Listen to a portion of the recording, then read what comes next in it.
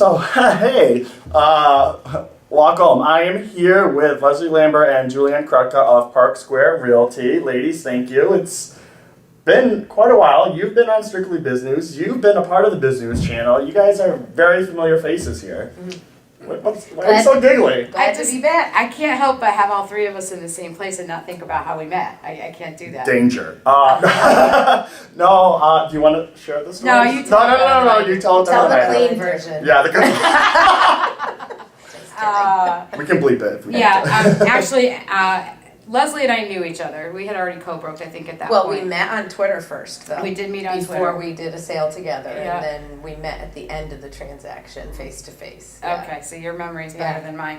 I know for a fact that I met Alfonso on Twitter, and I remember exactly what it was. It was that you were bleeping out things about Marketing tips. Marketing tips with Yeah. your business card, and he was gonna. It was that during that time where it was 365 tips. Yeah. So you were going to give me a year's worth of tips of things to do with my business card, and about day 8, I think they stopped coming. No, it was like 18 or 19. No, maybe. But then we saw each other in person. I gave you a tip verbally every Well, time. then what happened was We met at Pod Pod Camp. We met at Pod Camp, and I knew that Al was signed up, and I was excited. It was my first one. It was Leslie's second event, and I knew that Al was supposed to be there. And that morning, you couldn't find him anywhere. And at lunchtime, I still couldn't find him anywhere, and he hadn't registered. And I went around to every table, and I said, "Does anybody know who this guy is?" And made a complete fool out of myself looking for this dude. Finally gave up, and about 10 minutes later, somebody came up to me and said, "Are you the one who was looking for Alfonso Santinella?" And I was like, "Oh yeah, where is he?" And they said, "Oh, he's outside talking to Lesley Lambert." And I was like, "No way!" And I went flying through, banging out the doors, and I was like, All right, so from my Lesley's side- always first. She always has to be first. From my side, 3 or 4 people came up to me like, "There's this woman looking for you." I'm like, "Oh, okay, sure." Talking to Lesley, and then it's not like you push through the door. It was like, wham! The doors come slamming open. Alfonso. I just was excited to meet him. But the bottom line is that this relationship now is going on 5 years, and it all started with a tweet. Something that you said And that we've caught all my worked eye. together in some capacity Yeah. or another at this point, which is really very cool. Absolutely. So, which brings up the conversation of why I asked you guys on the show and of social media, more specifically in your industry, real estate. When I think of social media and real estate, automatically YouTube come to mind. I don't see a lot of other realtors really getting into at least doing it right and doing it the frequency they should be doing it, not here and there. Consistency is the key. So first, let's talk about each of you individually, your experience in real estate, how long you've been doing it, and things like that. Oh, you got me first on that one. Oh. I'll be celebrating my 25th anniversary this summer in the real estate industry. I've worked in pretty much every capacity you can work in, as a trainer, as a manager, speaker, teacher, and now, obviously, as an agent at Park Square Realty. And I started using I've been using social media for as long as it existed, because I'm just sort of a self-prescribed geek girl. Going way back to like the Prodigy days and like way old school stuff. But around 7 years ago, I think, 7 or 8 years ago, I started to see that there was probably some applications for using social media in this business, in business in general, but in real estate specifically. So that was the beginning of my journey. Right. I became licensed in 2008 when the market was crashing and people were running around like chickens with the sky falling because they didn't know what they were going to do next. I was one of them. Yeah, there was millions of them out there. And actually I started my career with Coldwell Banker. But the reason I came to Park Square was because early on I saw the value of social media and internet marketing, and I would go to my manager at Coldwell Banker, and it was great to her. And I think it scared her a little bit and it intimidated her. And instead of, looking at what I wanted to do with Facebook and LinkedIn, she slapped down a book of scripts and she said, "Here, you need to call these people. You need to cold call these people, and these are the words that you're going to use." And I thought, this is scary and it doesn't really work. And it wasn't long after my first year, where I was so successful that first year with Coldwell Banker, that Ted and Barry reached out to me. And when I shared my ideas with them for how I wanted to use the internet to market myself, they were so supportive. And they saw so much value in it, and I thought that was the deciding factor for me to come to Park Square, because Coldwell Banker wanted me to do it the old-fashioned way, and I could tell it wasn't going to work. And we had these great free tools that they weren't interested in learning how to use. So you're mentioning the old school and, we'll call social media more of the new age for marketing. There's got to be pros and cons to both, right? Of So- course, there's still an application for, old school handling. I sometimes will say that the way I work is old fashioned with modern day technology touches, and because a lot of our business you have to be old school. You got to pick up the phone and call them to talk about the deal or whatever. But the marketing piece of it, not the day to day what we do for our clients, the marketing ourselves part, I think has much more applications online now. And especially through social media, because you have an opportunity to network with a larger pool of people online than you might be able to do personally. You'd have to attend a lot of events to be able to network the way we can network online. Well, and you have a better ability to extend the connections you already have. With Coldwell Banker, it was about pick up the phone and call the person you don't know and tell them they should hire you. Why? Does that work? I don't know. It never worked for me. It might work for some people. On Facebook, for example, I've connected with a client. I've sold them their house. They're, we're talking about their kids and their holidays and their first Christmases, and there's a conversation that goes on. And next thing you know, their cousin jumps in and says, "Oh, you know what? I'm looking for a house." So there's the lead. There's the reason I can spend that time there, because I'm going to get the business out of it. Whereas I could call 50 expired listings in a week, and it's, excuse me, but it's a crapshoot. They don't know you. They don't. Through social media, you see a lot more referrals, person-to-person referrals. Absolutely. It's like warm stuff, It's like, even if it's one person removed, if it's like maybe a past client of mine who talks to me on Facebook, sees a post that I wrote and shares it with their friends. For example, I have a short sale listing right now. This is actually a perfect story. I was at Pod Camp years ago, met a young girl who came up to me at the end of the Pod Camp and said, I really liked what you had to say. I really like how you're using social media. I'm also thinking about buying my first house, and I'd love for you to help me, which I did do, and she's there now, and she and I stay connected on social media. And last year, she reached out to me and said, I saw a post that you wrote about helping people who are in a short sale position. I sent it to these friends. They're going to be calling you. They need your help. And so, that's to me a perfect round circle of how this works. I met her face to face. I couldn't have sold her a house over the internet. Right. You get, but it's a way for us to stay in touch. I don't see her often. We don't talk necessarily too often, although, we stay in touch. But she's watching what I'm doing and found something and shared it to the next level. So specifically to Western Mass, because a lot of people, when they're outside from Western Mass and they move to Western Mass and they look at social, and it's not like Boston or New York. It's very, people are a year or two tech-wise behind in there. And it's just the condensed area. You got more people, more everything. So in your industry, how do you think social media plays a part, and what platforms really help your business, at least specifically to Western Mass? Sharing the listings, your blog posts. What platforms do you think actually help your industry more so or less than any other platforms around here? I think I use all of them. I'm not using Twitter as often as I should be. Tell me about it. And I'm Cricket. I know, I've been bad. But like Tab and Trey was a perfect example of one that came to me from Twitter because of the hashtag Western MA. And they were relocating, they were military, and they picked up on the Western MA and the real estate. And I think the hashtag's an important thing for us to pause on, just because I wonder if everyone knows that you can now use the hashtag across most of the platforms. Yeah. Right. And it's a great way for us all to find each other in Western Massachusetts. I use it to try to grow my sphere and meet new people here in the area. But, you know, of course on Twitter, I think everybody who uses Twitter gets, okay, that's what the hashtag does. But Facebook allows hashtags now. Google Plus uses the hashtag. Yeah, and I think it's also just causes brand or an awareness of, even if it's the hashtag, if no one uses it, like for example, Facebook, obviously no one uses it that much, or if they do, it's because Instagram overflow to Facebook kind of thing. Right. But at the same time, people, if it's a specific hashtag, if they go on other platforms and they remember that hashtag, they'll be able to search for that But hashtag. that's probably been the one thing that's helped me the most is using that hashtag initially on Twitter and Well, then that's how we found each Instagram other. and yeah, Because if we weren't following that Western Mass hashtag, you didn't know who to talk to. right. I mean, I think Western Mass hashtag definitely blew up because of PodCam. Oh yeah, Oh yeah. for sure. Um, The word got out way bigger that way. Yeah, Yeah.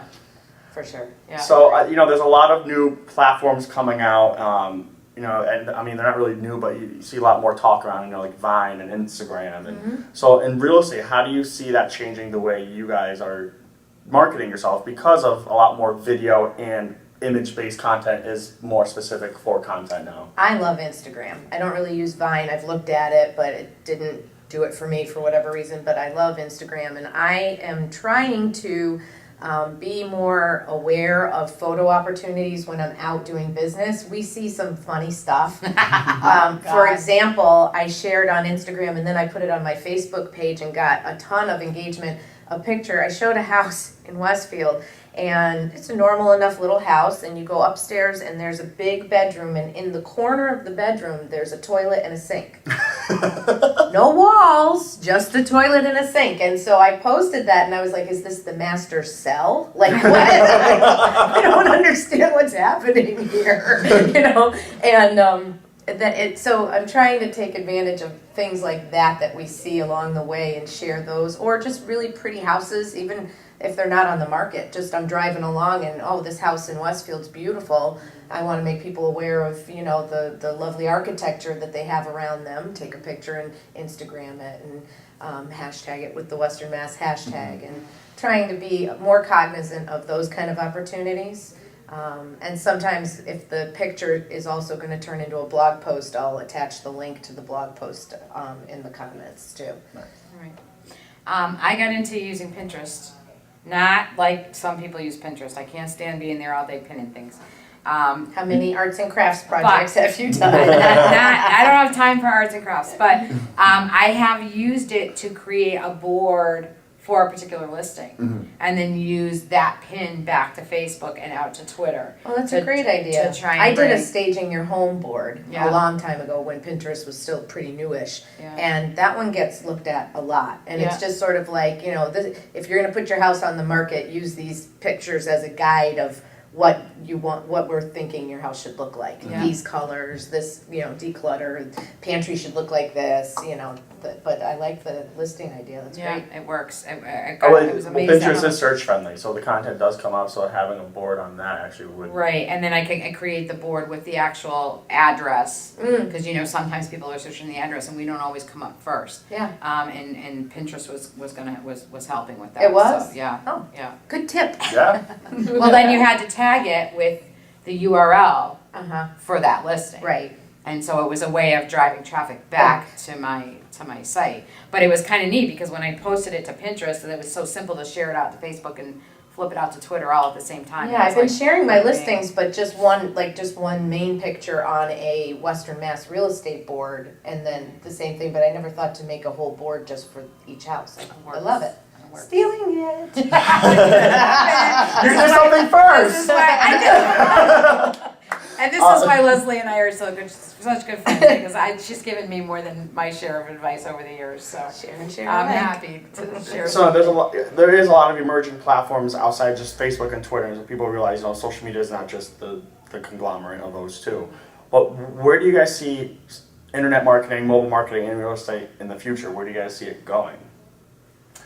I'm kind of on the fence about the mobile. I mean, I see everybody working in that direction, but I can't tell you how many times somebody calls me and says, I'm looking at your sign. Now, okay, well, there's a website on my sign, there's a QR code on my sign. They're not reacting to that. They're seeing that phone number and they're calling me. Yeah, I think the mobile stuff's slower going here in To Western adapt, Mass for yeah. sure. I don't know if it'll ever come along or if there'll be a new platform that'll make it click or what. But yeah, for sure, people will still either write down the address or call the number. Make the phone, yeah. For me, I guess I focus on search engine optimization as much as possible, and I'm by no means an expert. I have a lot of learning to do in that department, but we're competing against some pretty big fish as far as the Zillows and Trulias and the conglomerates that are syndicating our listings and getting better Google juice than we are. And so I'm not sure I can ever win that fight, but that's the one I'm working on. I want to be able to find, techniques, and I'm working on techniques to make sure that my clients' listings, when they're being found, are being found in the way that they can get brought back to me, because I'm the one that can best serve that property. Yeah. I think that's the biggest challenge, is to make sure that the leads for those listings are coming back to us, because like she said, there's so many other big fish out there that we're competing with. But for me, the social media is about staying in touch with my sphere, because that's the most time-consuming part of the job. I don't want to have to chase strangers for business. I want it to come from the people who already know me, love me, trust me. None of the above for me. Yeah. and so that is my primary use of the social medias. So something like Vine, for example. Can't really show a house in 6 seconds. Well, not only that, Well, you can. They'll be really but fast. not only that, who wants to see it? Most of the people that are on Vine, they're looking for humor, right? They're looking for something funny, something Different, interesting, creative. right? So I don't know if the people that I'm wanting to reach out to are even on Vine. So Exactly. is that someplace that I want to spend a lot of time and energy on? I don't know. I've seen it though; it's funny. It's It is hysterical. funny. I wish I was a little more creative with the humor stuff, because I see other agents around the country, I look at what they're doing, and they'll come up with these skits and these videos, and I'm willing. I'll make a jerk of myself. Google my name and you'll see.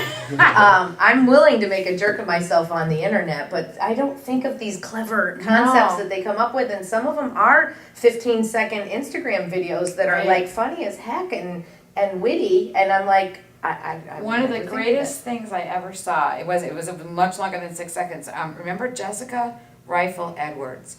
She's an agent down in the Carolinas, and she got a bunch of friends together, and they did a video skit to Call Me Maybe. And they got their sign riders all in fluorescent colors, and there was a bunch of sexy women, riding on scooters and golfing and you name it. But it was the best thing I've ever seen, and it was all branded to her Coldwell Banker. I think they ended up getting dinged because of the song, though. I think she had to pull it. The idea was very cute. Coldwell Banker probably shut them down, but it was amazing, and it was eye catching, and it was. Maybe maybe Al will come up with a really fun idea for us one day. I actually just did. I'll talk about it. My mind's already rolling. Come on. I'm scared, Leslie. I'm scared. I would do it. I would do it. We'll include all Park Square and see what they end up doing. So if anyone's watching, and we can go on for hours with this conversation, but if anyone's watching and want to get a hold of either one of you or both, what information do you want to give them? You want cell phone numbers and you do it? Twitter handles. Well, you're not on Twitter, so I am on Twitter. I'm just websites, whatever you guys want to. Well, my website's easy enough. 413house.com. 413house.com. You can search for real estate. You can search for open houses. You can find my contact information. You can set up your own search parameters if you want daily alert emails. Everything that is for sale in Western Mass can be found on 413house.com. And the beauty of it is it's not laden with advertising like some of the other bigger websites. It's just my site. It's just real estate. There's not a bunch of garbage in there, and you'll find what you need. If you want to look up my website, it's westernmahomes.net. And like Julianne, you can search for real estate pretty much anywhere, actually, but I can only sell it to you in Massachusetts. She's Connecticut.